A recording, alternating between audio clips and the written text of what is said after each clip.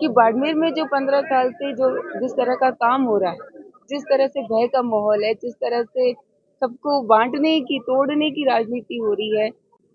राजस्थान में विधानसभा चुनाव के प्रचार अपने चरम पर है और बाड़मेर सीट पर अपने आप में स्थिति जो है वो बहुत ही रोचक बनी हुई है, क्योंकि यहाँ पर निर्दलीय प्रत्याशी जो प्रियंका चौधरी है उनके समर्थन में भारी संख्या में लोग जुट रहे हैं। जगह जगह सभाएं हो रही है और सभाओं के अंदर लोग बढ़ चढ़कर भाग ले रहे हैं। इसके साथ ही साथ महिलाओं की भागीदारी हुई। हमारे साथ में प्रियंका जी है, उनसे बातचीत करेंगे। प्रियंका जी, कितना उत्साह मिल रहा है लोगों का समर्थन?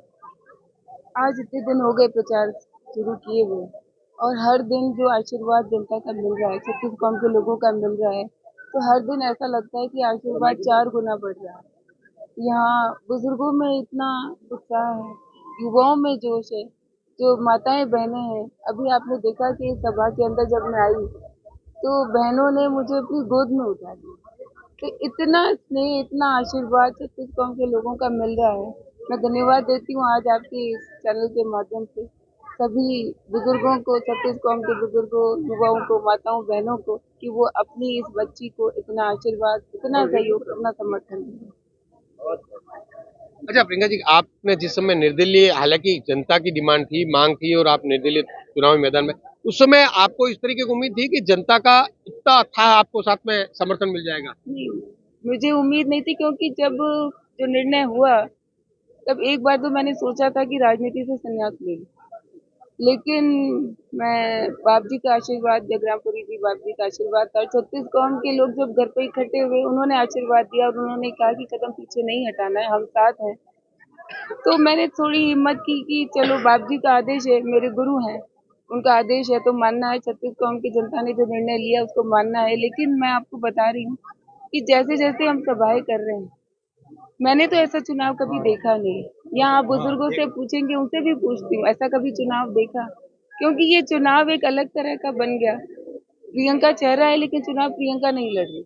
आज यहाँ छत्तीस कौम की जो जनता है, चुनाव वो लड़ रही है। कोई राजनीतिक दल नहीं रहा, कोई जाति की बात नहीं रही, कोई धर्म की बात नहीं रही।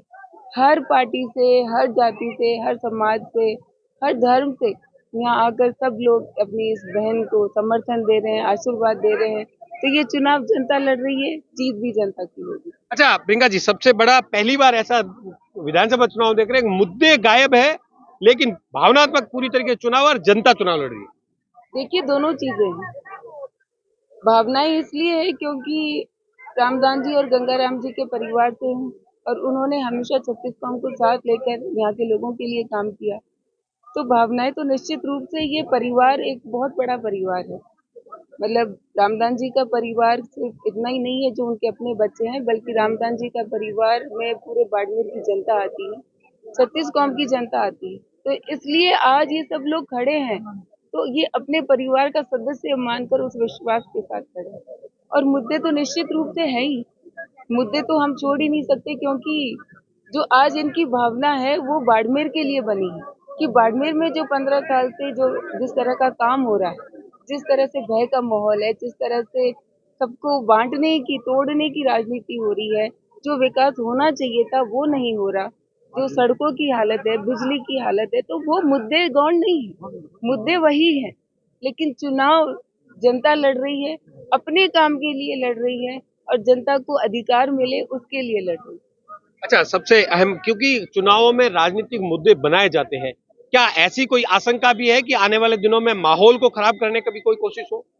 देखिए, ऐसा है कि जब छत्तीस कौम की जनता साथ खड़ी है और बाप जी का आशीर्वाद है, मैं मानती हूँ कि संतों का आशीर्वाद है, सभी पीर मौलवी सभी का आशीर्वाद है, और ईश्वरीय शक्ति है जो अभी तक यहाँ तक सबको जोड़ के रखी है, एक माला बनाई है।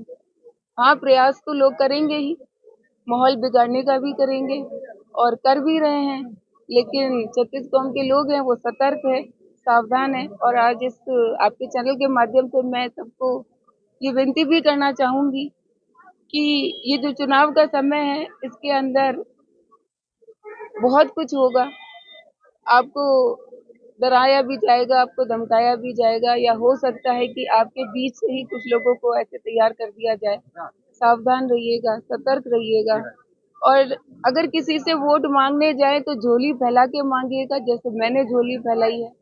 अगर बुजुर्गों से बात करें, बच्चों से बात करें, युवाओं से बात करें, सबके सम्मान से बात करें, और सिर्फ चुनाव ही नहीं, ये तो जिंदगी में अपना नियम बना ले कि अगर कोई आपको गाली दे तो पलट के गाली मत देना, उससे हाथ जोड़ लेना। तो यही गंगाराम जी ने संस्कार दिए हैं, रामदास जी ने संस्कार दिए, आपको भी यही बात बोलना चाहूंगी। अच्छा, दूसरा सबसे बड़ी, क्योंकि आपका दिनचर्या की भी हम बात करें तो रात को आपको 12-12 बजे तक की आपकी सभाएं कर रहे हैं, सुबह से आपकी सभाएं, तो ये कैसे मैनेज कर पाते हैं? जनता का साथ है, बाप जी का आशीर्वाद है, सब कुछ हो रहा है, सब चल रहा है। रेल ये जो हुजूम उमड़ रहा है, ये सब अपने आप हो रहा है, बाप जी के आशीर्वाद से।